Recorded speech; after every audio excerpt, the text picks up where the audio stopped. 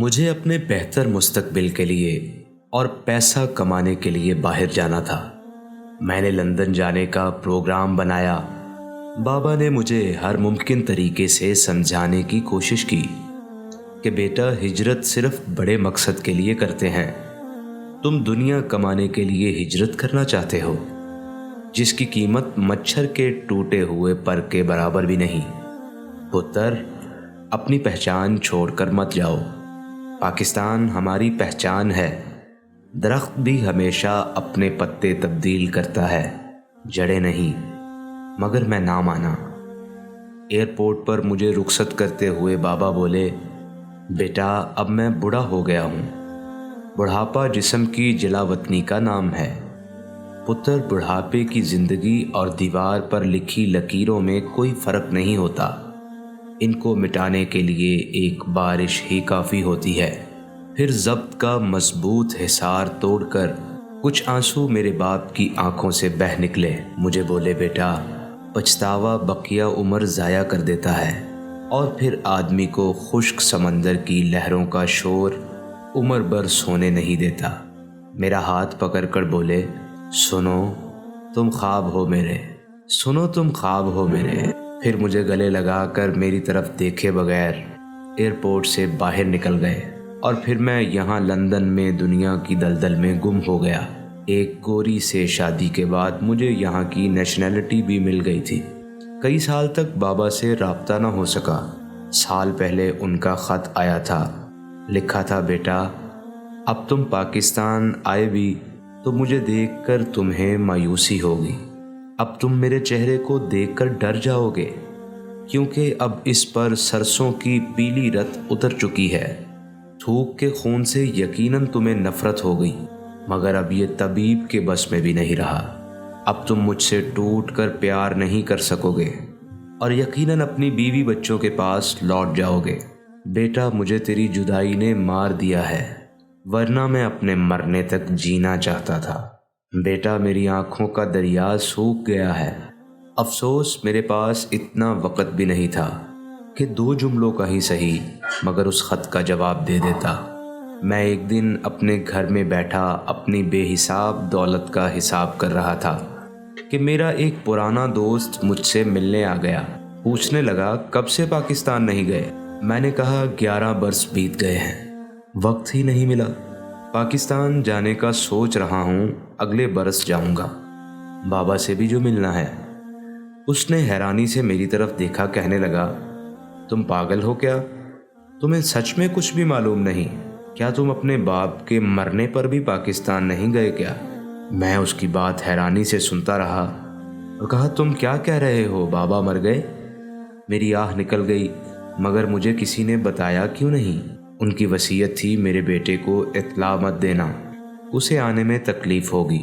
اور پھر مجھے یوں لگا جیسے بازی پلٹ گئی ہے اور میں اپنا وجود بھی ہار گیا ہوں۔ بابا کے الفاظ پگھلے ہوئے شیشے کی طرح میرے کانوں میں گونجنے لگے، بیٹا، مجھے تیری جدائی نے مار دیا ہے، ورنہ میں اپنے مرنے تک جینا چاہتا تھا۔ بیٹا، پچھتاوا بقیہ عمر ضائع کر دیا کرتا ہے، اور پھر آدمی کو خشک سمندروں کی لہروں کا شور عمر بھر سونے نہیں دیتا۔ سنو تم خواب ہو میرے۔ میں نے اپنی نیشنلٹی، پاسپورٹ اور کچھ ضروری سامان اٹھایا اور بیوی بچوں کو بتائے بغیر ایئرپورٹ پر پہنچا اور پہلی فلائٹ سے لاہور پہنچ گیا۔ وہاں سے سیدھا اوان ٹاؤن قبرستان پہنچا۔ میں نے بابا کی قبر کو بہت تلاش کیا، مگر مجھے نہ ملی۔ میں دوڑ کر گورکن علم دین کے پاس پہنچا اور میں نے اس سے پوچھا، بابا کی قبر کہاں ہے؟ علم دین میرے ساتھ چلا آیا۔ اس نے بھی بہت تلاش کیا مگر قبر نہ ملی۔ علم دین نے مجھ سے پوچھا، اچھا قبر کی پہچان کیا ہے؟ مجھے بابا کی بات یاد آ گئی، بیٹا، پہچان کی ضرورت تو قبروں کو بھی ہوتی ہے، تم ملک کی بات کرتے ہو۔ میں نے علم دین سے کہا، علم دین، میں آج پہلی بار آیا ہوں، مجھے نہیں معلوم میرے باپ کی قبر کیسی ہے۔ علم دین پھر تلاش میں نکل گیا۔ میں نے وہیں قبرستان میں ایک گھڑا کھودا اور اپنی غیر ملکی شہریت اور اپنا پاسپورٹ اس میں دفن کر دیا اور اس پر مٹی ڈال دی۔ پھر میں نے غور سے دیکھا، اس گھڑے کے ساتھ ہی میرے باپ کی قبر ابھر آئی تھی۔ میں نے قبر کا کتبہ دیکھا، لکھا تھا عطا محمد بخش خان نظامی، تاریخ پیدائش 20 فروری 1928، تاریخ وفات کے آگے کچھ نہیں لکھا تھا۔ علم دین چکر لگا کر واپس آ گیا تھا۔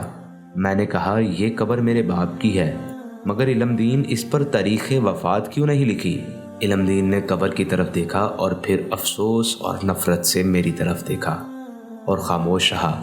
پھر کچھ ہی دیر بعد بولا، مجھے تاریخ تو یاد نہیں، غالباً 4 مہینے پہلے کی بات ہے جب میں نے یہ قبر بنائی تھی، مگر اس پر کتبہ نہیں تھا۔ پھر ایک رات جب رات کو چکر لگانے آیا تو انتہائی خوبصورت انسان جس کا چہرہ نور سے چمک رہا تھا اس قبر پر کتبہ نصب کر رہا تھا۔ وہ کوئی انسان نہ تھا، شاید کوئی فرشتہ تھا۔ یہی سوال میں نے بھی اس سے کیا تھا، اے اجنبی، اس کتبے پر تاریخ وفات کیوں نہیں لکھی؟ وہ اجنبی بولا، ایسے لوگ مرتے نہیں، صرف انتقال کرتے ہیں۔ یہ لوگ اپنے پیاروں کے انتظار میں زندہ رہتے ہیں۔ ابھی صاحب مزار کے بیٹے نے باہر سے آنا ہے، جس دن وہ آئے گا اسی دن صاحب مزار کا انتقال ہوگا، تاریخ وفات اسی دن لکھی جائے گی۔ اور پھر میں نے تاریخ وفات کے آگے 20 اکتوبر 1994 لکھ دیا، اور پھر میں ساری رات قبر پر بیٹھا روتا معافی مانگتا رہا، مگر قبر سے صرف ایک ہی آواز آتی رہی، بیٹا مجھے تیری جدائی نے مار دیا ہے، ورنہ میں اپنے مرنے تک جینا چاہتا تھا۔ جدائی اور موت ایک ہی چیز کے 2 نام ہیں۔